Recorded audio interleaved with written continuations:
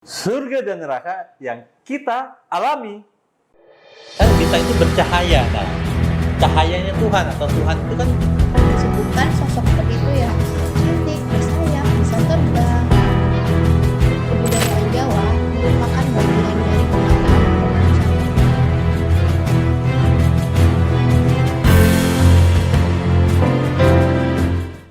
Halo semuanya, apa kabar? Kali ini kita akan membahas sesuatu hal yang lebih deep, sesuatu hal yang lebih esensial, yang dimana dengan judul tadi yang Anda sudah mendengarnya, sudah melihatnya, ini keputusan Anda untuk mau lanjutin nonton atau enggak. Dan saya harap ini hanya sebagai kita belajar bareng dan saling membuka pikiran. Jadi tidak ada yang salah dari apapun yang Anda pikirkan ataupun yang saya bagikan. Jadi kita hanyalah sama-sama belajar, sama-sama berbagi. So, hari ini kita ngebahas sesuatu hal yang lebih deep, sesuatu hal yang lebih esensial, yaitu ada surga dan neraka. Kita ngebahas sesuatu hal yang mungkin dari kecil di semua agama kita selalu didoktrinasi dengan hal ini, yaitu surga dan neraka. Contohnya seperti ini doktrinasinya. Misalkan kalau kita nih mas kecil kan kita pasti ngalamin ya, entah itu dari kakek nenek kita, ibu bapak kita, guru-guru kita selalu ngomong seperti ini. Nah, kalau kamu buat baik, kamu akan masuk surga. Di dunia ini kalau kita buat baik, kamu mati akan masuk surga. Nah, sebaliknya loh nak, ketika kamu buat buruk, membuat hal yang negatif, membuat kerugian buat orang lain atau buat alam ini, kamu akan mati nanti masuk neraka. Nah, sehingga kita selalu fokus dengan hal-hal seperti itu, sehingga kita membuat pahala, membuat kebaikan, membuat kita melakukan ibadah, kita hanyalah fokus seperti itu.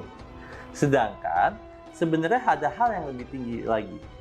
Nah, coba teman-teman kita lihat gambar yang di depan layar ini. Oke? Manusia terdoktrinasi dengan agama yang diajarkan turun-menurun sehingga mereka tidak mendapatkan kesadaran yang lebih dalam. Nah, sedangkan nih ya, surga dan neraka secara bahasa nih teman-teman, secara bahasa surga dan neraka itu di Islam itu tidak ada secara bahasa. Surga dan neraka itu sebenarnya kata-kata surga dan neraka itu sebenarnya kalau di Quran ataupun di Islam itu sebenarnya nggak ada kata-kata surga dan neraka. Nah, lalu apa dong? Seperti apa?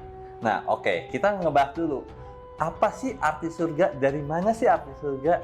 Yuk kita lanjut. Kata surga dari bahasa atau berasal dari kata-kata Sangsekerta, yaitu ada suarga, yang katanya surga itu berarti jalan menuju cahaya. Nah, dengar-dengar, suarga itu atau surga dari kata Sangsekerta itu artinya adalah jalan menuju cahaya.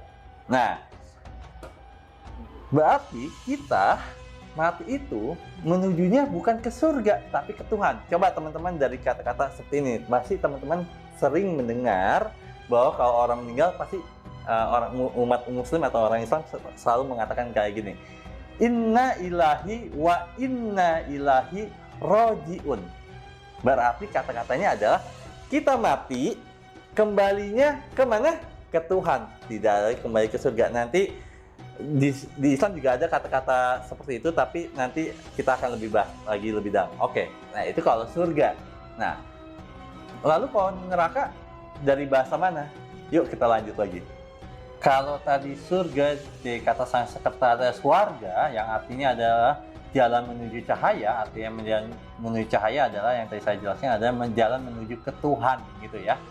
Bukan berarti sebuah tempat atau fisik kondisi yang gimana. Nah, tapi kali ini kalau kata-kata neraka itu dari kata-kata Sangsekerta, kata-kata neraka itu artinya gini nih, kalau di Sangsekerta, nara artinya adalah anak atau manusia. Nah, maksudnya anak atau manusia apa sih?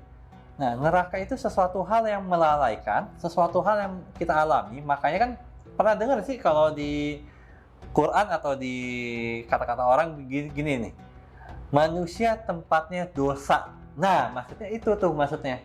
Manusia tempatnya buat salah, tempatnya tempatnya hilaf, tempatnya hal-hal yang mungkin melalaikan. Nah, maksudnya kata-kata nara itu artinya ada anak atau manusia seperti itu nih. Maksudnya tempat-tempat kita itu tempat-tempat sesuatu hal yang mungkin bisa dikatakan tempat-tempat yang masih banyak salahnya lah. Kurang lebih seperti itu kata-kata nara. Nah, sedangkan karena hal tadi nih, pengetahuan tentang surga dan neraka secara bahasa Sanskrit kita kurang memahami, sehingga mungkin yang mengajarkan, entah itu guru, orang tua, kakek nenek kita, mungkin juga belum atau kurang begitu memahami dari kata-kata tersebut. Makanya Tuhan ngomong di surat 2 ayat 170. Nah, Anda bisa melihat, dibuka aja Quran Anda nih, kata-kata seperti ini nih. Dan apabila dikatakan kepada mereka, ikutilah apa yang telah diturunkan Allah, mereka menjawab, tidak, kami mengikuti apa yang kami dapat pada nenek moyang kami melakukannya. Padahal nenek moyang mereka itu tidak mengetahui apapun dan tidak mendapatkan petunjuk. Nah, maksud dari ayat ini adalah sebenarnya dari gambar yang tadi nih, yang Anda lihat ada 2 orang ya, anak itu yang dituangin sama orang tuanya, yang satu air merah, satu air hitam. Itu maksudnya apa? Di ayat ini udah jelas tuh kata-katanya.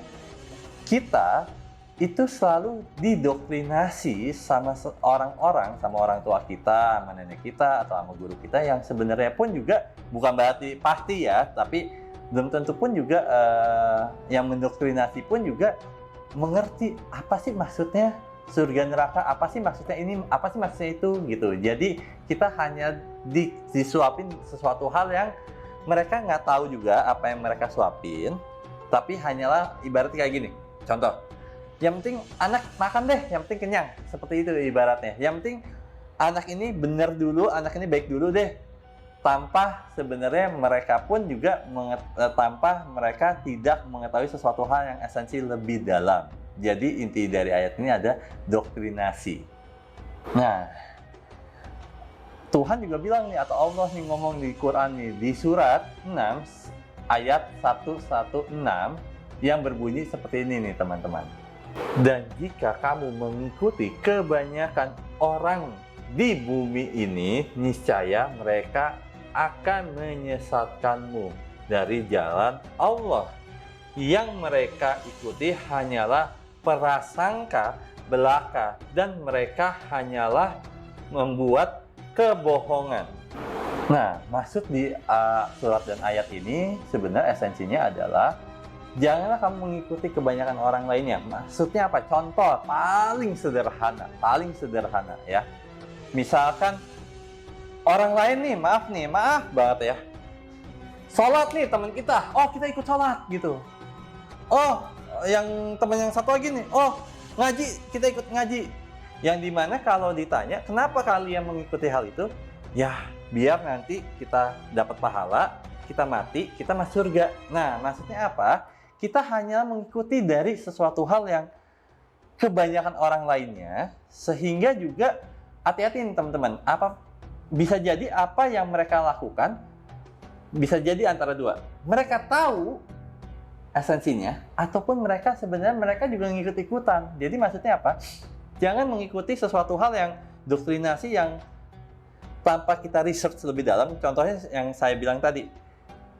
Oh, nanti kita mati bakal kalau baik masuk surga nih. Oh, kita nanti mati kalau buat buruk nih kita akan masuk neraka nih. Sehingga kita mengikuti hal itu, jadinya apa efeknya dan esensinya dari ayat itu juga? Kita akan tersesat, kita akan bingung. Jadi kita ibadah, melakukan kebaikan, bukanlah karena Tuhan atau karena Allah ya yang menciptakan kita, tetapi kita melakukan kebaikan, hal yang positif, membuat pahala, tapi karena kita takut nih, karena nerakanya, takut nih, nanti kalau kita mati nih, kita masuk neraka nih. Wah, kalau kita mati nih, kalau kita buat baik nih, kita akan masuk surga nih. Nah, maksud dari esensi ayat itu adalah seperti itu. Jadi intinya ada Jangan mengikuti sesuatu hal yang orang katakan atau orang lakukan, sehingga juga kita juga nggak tahu apa sih esensinya, ataupun kita nggak menggali lebih dalam. Oke, sekarang kita masuk ke dalam sesuatu hal yang lebih dalam lagi, yang lebih deep lagi, dan lebih ke core-nya atau ke intinya, atau ke, kalau bahasa di bumi itu ada inti buminya. Apa sih itu surga? Nah, di surat 13 ayat 35 yang berbunyi seperti ini nih. Perumpamaan surga yang dijanjikan kepada orang-orang yang bertakwa, seperti taman mengalir, sungai-sungai di bawahnya, buahnya tak ada henti-henti, sedang naungannya, demikian pula itulah yang tempat kesudahan bagi orang-orang yang bertakwa, sedangkan tempat kesudahan bagi orang-orang kafir ialah neraka. Nah, ayat di sini itu mengandung arti muktasabiat. Ingat nggak kata-kata muktasabiat? Muktasabiat adalah sesuatu hal yang kita harus lebih kupas atau lebih kaji lagi atau lebih kita punya, sehingga nggak langsung kita telan. Nah, saya akan menjelaskan satu-satu dari esensi dari kata-kata tersebut. Oke? Yuk kita lanjut. Nah, di sini ada kata-kata perumpamaan surga. Maksudnya apa? Tuhan ini ketika dia mau menjelaskan ke kita, mungkin kalau misalkan kita jelasin secara gamblang, kita mungkin nggak bisa ngerti, ataupun kita akan bingung. Makanya Tuhan menggambarkan seperti perumpamaan. Oke? Perumpamaan di sini nanti ada kata-kata amsalukum, nanti ntar dulu. Oke? Nah, surga dijanjikan kepada orang-orang yang bertakwa. Oke? Siap. Seperti taman yang seperti taman-taman, dan seperti sungai-sungai yang mengalir. Maksudnya apa sih taman dan sungai? Oke, kita bayangin, mungkin anggap aja gini. Kita semuanya suka sama taman. Kalau kita ke taman nih, pasti kita ngelihat sesuatu hal yang hijau, sesuatu hal yang bunga-bunga, yang cantik, yang indah, ataupun sesuatu hal yang menyenangkan. Jadi maksudnya apa? Di sini dijelaskan bahwa seperti taman-taman, taman itu ada sesuatu hal yang menyenangkan, ya.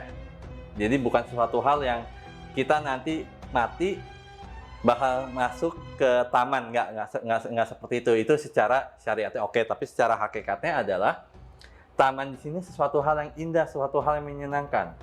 Nah, selanjutnya nih, seperti sungai-sungai yang mengalir.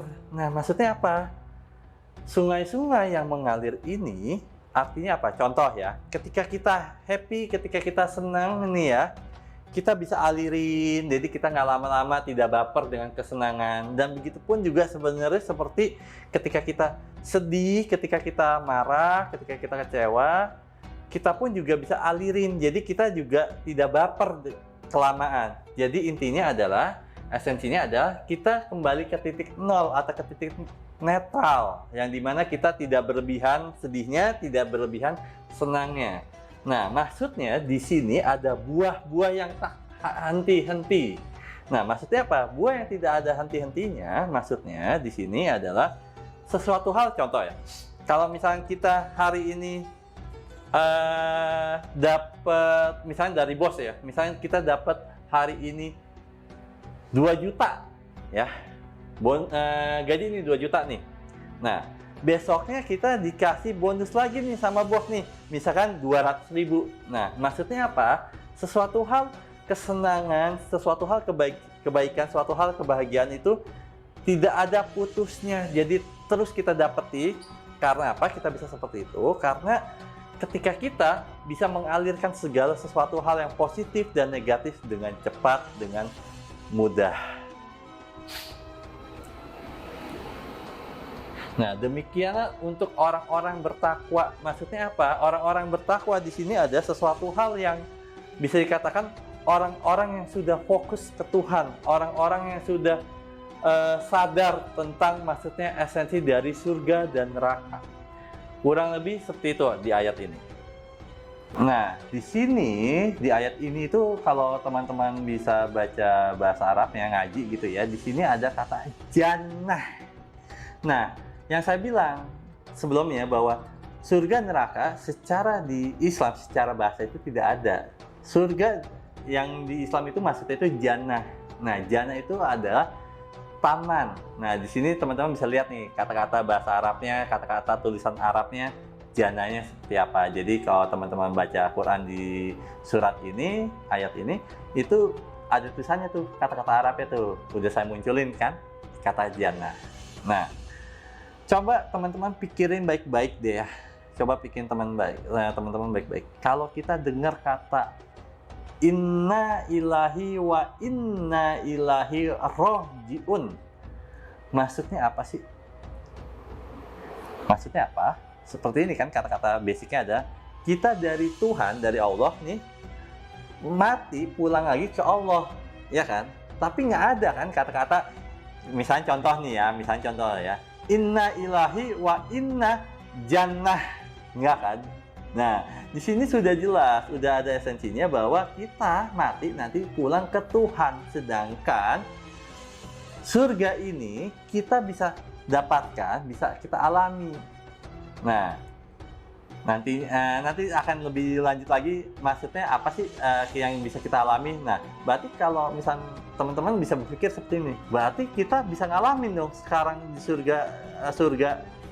Tentu bisa, tapi ntar ada ayatnya lagi biar teman-teman bisa lebih jelas lagi maksudnya seperti apa. Yuk kita lanjut. Nah, di ayat selanjutnya ini, di 11:108, surat 11 ayat 108 ini, Allah lebih menjelaskan lagi nih, apa sih surga, lebih esensialnya seperti apa? Yuk kita baca bareng-bareng. Oke? Adapun orang-orang yang berbahagia, maka tempatnya di dalam surga.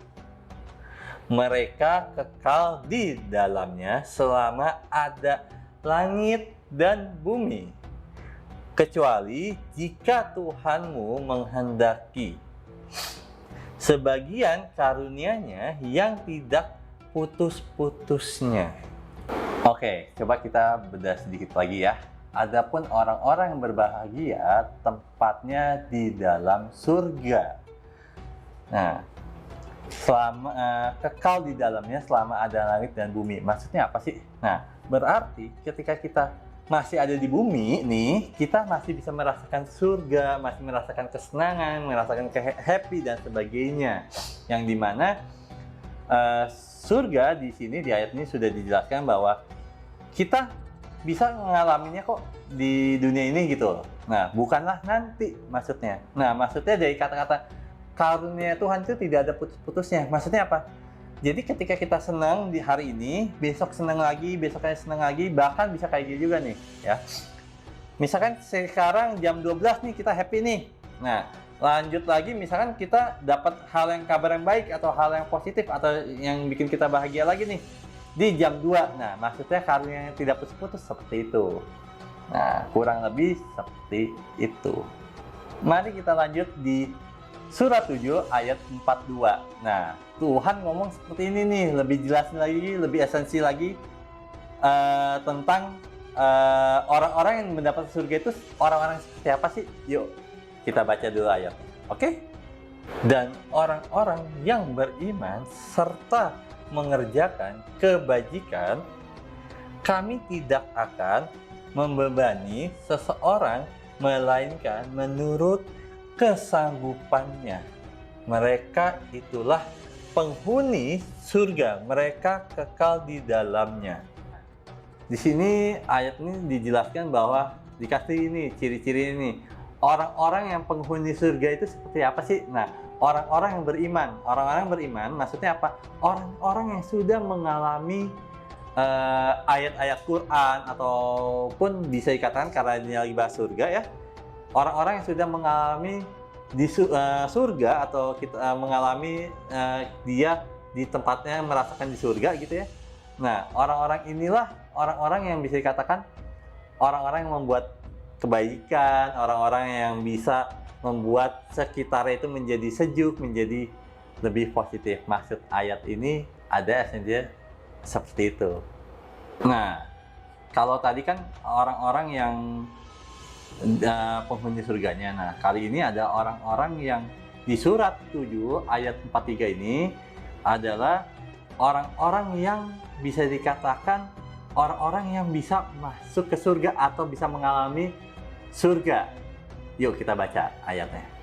Dan kami cabut segala macam dendam yang berada di dalam dada mereka, mengalir di bawah mereka sungai-sungai, dan mereka berkata, segala puji bagi Allah yang telah menunjukkan kami kepada surga ini, dan kami sekali-sekali tidak akan mendapatkan petunjuk kalau Allah tidak memberikan kami petunjuk.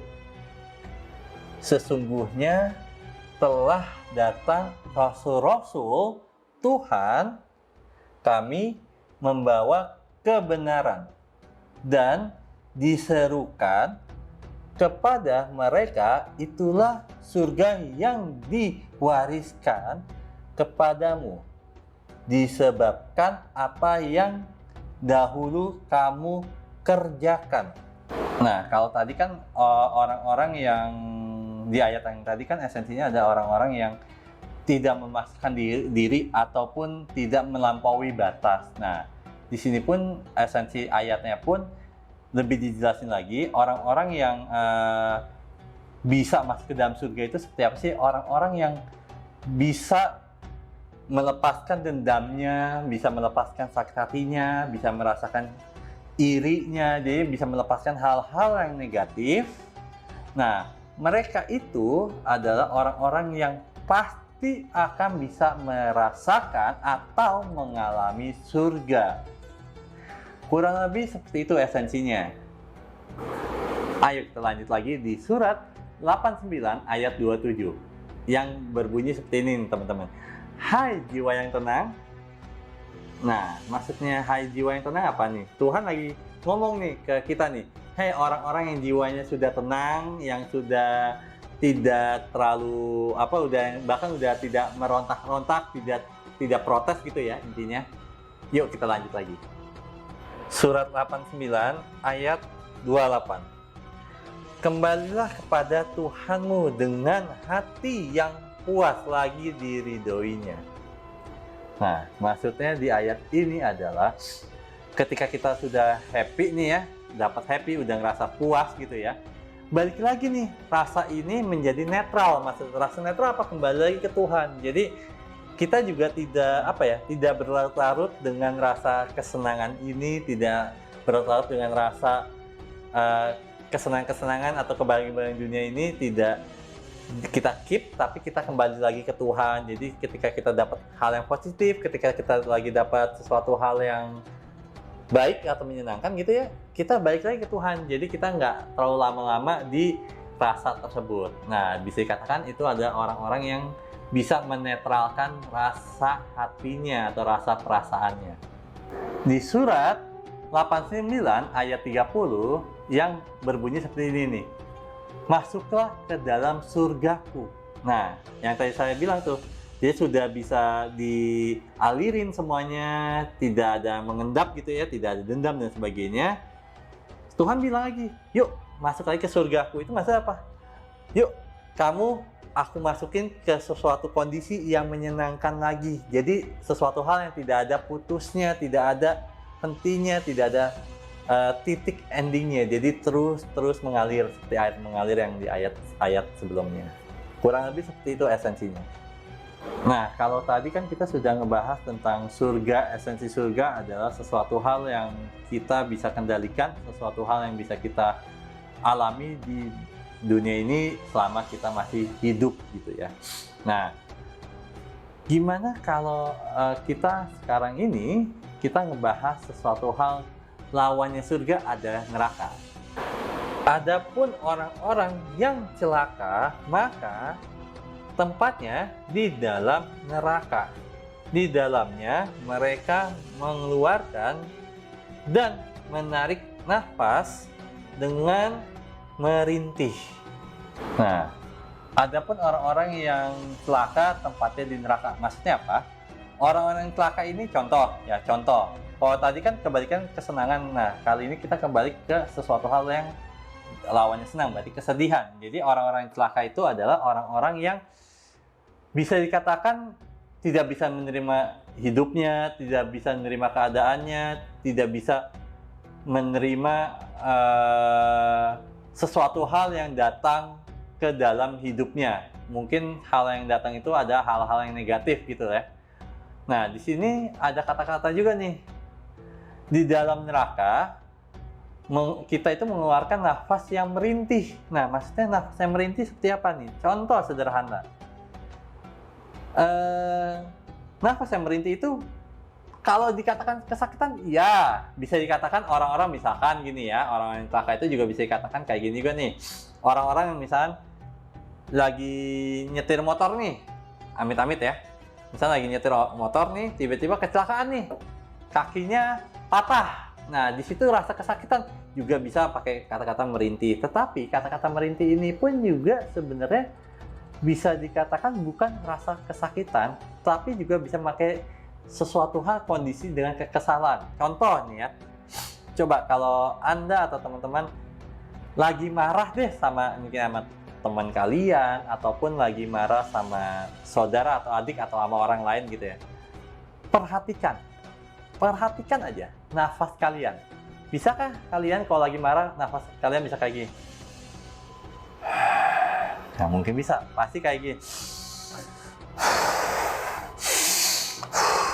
Nah, itu disebut nafas yang merintih. Jadi maksudnya adalah orang-orang yang di dalam neraka ini ada orang-orang yang merasakan kekesalan, merasakan kekecewaan. Kurang lebih esensi ayatnya seperti itu.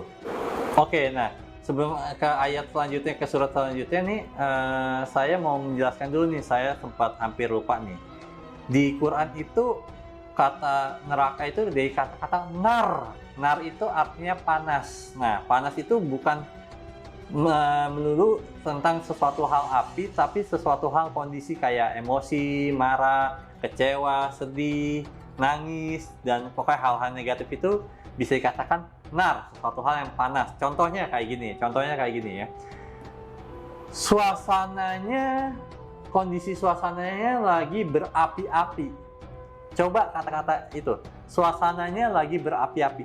Emang ada nih suasana di ruangan ini nih ya, tiba-tiba lagi emosi, lagi apa, keluar api semua, enggak kan? Nah, itu dari sebuah kata-kata fundamental linguistik, atau di Quran ada kata-kata amsal atau amsalukum, perumpamaan, yang dimana arti neraka itu, nar itu adalah sesuatu hal yang panas, sesuatu hal yang emosi. Yuk kita baca dulu nih di surat 11 ayat 107. Mereka kekal di dalamnya selama ada langit dan bumi, kecuali jika Tuhanmu menghendaki. Sesungguhnya Tuhanmu maha melaksanakan apa yang Dia kehendaki. Nah, esensi dari surat 11 ayat 107 maksudnya apa? Esensinya gini ya. Orang-orang di dalam neraka itu kekal di dalamnya. Contoh seperti ini ya. Pernah nggak sih ngalamin kalau kita lagi sial, atau lagi sedih, atau lagi susah, atau lagi stres, atau lagi kesal gitu ya. Rasanya itu, waktu itu rasa itu lama banget. Rasa itu nggak ada henti-hentinya. Misalkan, sorry ya, kayak gini. Contoh, misalnya kita juga, misalnya lagi ada utang besar nih. Nah, rasa stresnya itu rasanya lama banget, panik banget. Nah, itu maksudnya adalah kekal di dalamnya, itu maksudnya seperti itu. Sesuatu hal yang kita rasain, hal yang negatif, hal yang bikin kita kesal, yang bikin kita panas, emosi gitu ya, itu rasanya lama. Nah, di sini pun, di ayat ini pun juga dijelaskan bahwa neraka kita bisa alamin, bisa kita rasakan, itu juga selama kita ada di dunia ini, selama kita masih hidup di muka bumi ini. Kurang lebih esensinya seperti itu. Nah, Kalau tadi kan kita dijelasin di ayat sebelumnya itu tentang neraka itu bahwa kita itu bisa mengalami rasa tidak enak, rasa negatif lah intinya ya. Nah, tapi pun juga Tuhan di sini juga di ayat selanjutnya nih di surat 57 ayat 20, Tuhan juga mengasih warning nih. Hati-hati loh kalau kamu di kondisi ini. Yuk kita baca dulu surat ayatnya, oke? Ketahuilah, sesungguhnya kehidupan dunia itu hanyalah permainan dan sendang gurau, perhiasan dan saling berbangga di antara kamu serta berlomba dalam kekayaan dan anak keturunan seperti hujan yang tanamannya mengagumkan para petani, kemudian itu menjadi kekeringan dan kamu lihat warnanya kuning, kemudian menjadi hancur. Dan di akhirat ada azab yang keras dan ampunan dan dari Allah serta keridhaannya, dan kehidupan dunia tidak lain hanyalah kesenangan yang palsu. Nah, di surat ayat ini Tuhan juga sudah me-warning kita bahwa kehidupan ini hanyalah sesuatu hal yang hanya buat bercandaan aja, yang nggak usah terlalu serius-serius banget lah. Maksudnya nggak terlalu serius banget tuh ada, jangan terlalu dibaperin gitu loh maksudnya. Jadi misalnya sesuatu hal yang misalnya gini, ketika kita mendapatkan kesenangan pun juga jangan terlalu senangnya berlebihan, janganlah kita endingnya menjadi pamer atau menjadi sombong. Nah, kadang kan suka seperti itu. Nah, terus pun juga kita pun juga jangan terlalu bahwa merasakan yang tadi saya bilang bahwa kesenangan itu adalah kekal. No, itu tidak kekal. Nah, Tuhan juga bilang nih, ketika kamu menganggap dunia ini sesuatu hal yang serius, sesuatu hal yang luar biasa, ya, ingat, one day, kata Tuhan, suatu hari kesenangan itu akan hilang. Misalkan contoh nih ya, misalkan gini ya, ada satu bos yang misalkan luar biasa nih, perusahaannya ada mungkin di Indonesia ada, di Jepang ada, di Jerman ada, di Amerika ada di mana namanya, ada di Prancis aja ada dan sebagainya. Tapi tiba-tiba perusahaannya itu bangkrut nih, ya, yang dimana si bos ini nih misalkan membanggakan banget, benar-benar, wah gue itu keren, wah saya itu hebat dan sebagainya nih. Ketika bangkrut, ketika hancur, nah dia mulai tuh terjatuh, udah terjatuh merasakan sakit, jatuh sakit, terus merasakan depresi dan sebagainya. Nah, maksud dari esensi ayat itu adalah itu, bahwa ingat nih, jadi apapun yang kita dapat di dunia ini jangan dibaperin, intinya gitu esensinya. Di surat 7 ayat 44 yang berbunyi, dan para penghuni surga berseru kepada para penghuni neraka dengan mengatakan, sesungguhnya kami dengan sebenarnya telah memperoleh apa yang Tuhan kami janjikan kepada kami. Maka apakah kamu telah memperoleh dengan sebenarnya apa azab yang Tuhan kamu janjikan kepadamu? Mereka penduduk neraka menjawab, betul. Kemudian seorang penyeru malaikat mengumumkan di antara kedua golongan itu kutukan Allah ditimpakan kepada orang-orang yang zalim. Esensi dari surat 7 ayat 44 sebenarnya seperti ini nih. Misalkan nih, saya ngasih gambar kondisinya seperti ini. Misalkan gini. Misalkan kita lagi happy nih ya. Misalkan kita habis gajian mungkin 5 juta misalkan. Nah, kita lagi happy, kita lagi bahagia, kita lagi bersyukur. Dan apalagi ketika kita lagi dapat 5 juta, kita dapat hal-hal yang kebaikan lagi nih. Misalnya kita dapat bonus lagi, misalnya 1 juta jadi 6 juta gitu ya.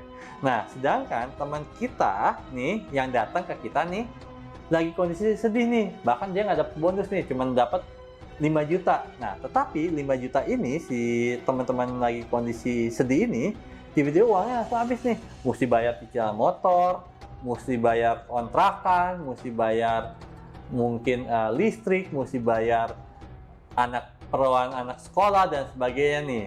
Nah, terus teman kita curhat nih, misalnya, aduh nih, uang gue nih sekali gajian nih langsung habis nih, nggak ada sisa nih, gue sampai nggak megang uang nih. Yang satu bilang, ya alhamdulillah kalau gue sih dapat bonus ya dari Pak Bos ya, 1 juta ya, jadi total 6 juta. Nah, maksudnya apa? Ayat di situ menjelaskan seperti itu kondisinya. Ada orang lagi senang bercerita sama orang lagi susah, orang susah bercerita sama orang senang. Jadi maksudnya apa? Penghuni surga orang lagi senang ngobrol sama orang penghuni neraka orang lagi susah. Esensinya kurang lebih seperti itu. Nah, intinya dari konten ini adalah menjelaskan bahwa surga neraka bukanlah tujuan utama kita ketika kita buat ibadah, ngelakuin ibadah, ketika kita ngelakuin kebaikan, ketika kita ngelakuin hal-hal yang positif. Bukan nanti kita tujuannya ke surga ataupun takut neraka, tapi tujuan kita adalah mati, meninggal kita ke Tuhan. Karena apa? Surga neraka itu masih ciptaan Tuhan, ataupun bahasa saya ada surga neraka masih makhluknya Tuhan. Jadi kita juga nggak usah takut-takut, kita melakukan yang terbaik, kita setiap harinya bagaimana kita bisa mati dengan husnul khotimah. Husnul khotimah adalah mati di jalan Tuhan, mati yang dimana kita pulangnya ke Tuhan, kita nggak direinkarnasi lagi. Nah, nanti next kita akan ngebahas tentang reinkarnasi dalam Islam. Oke? Jangan lupa like, comment, and subscribe, dan see you next time. Bye-bye. Kan kita itu bercahaya. Nah, cahayanya Tuhan atau Tuhan itu kan disebutkan sosok seperti itu ya cantik,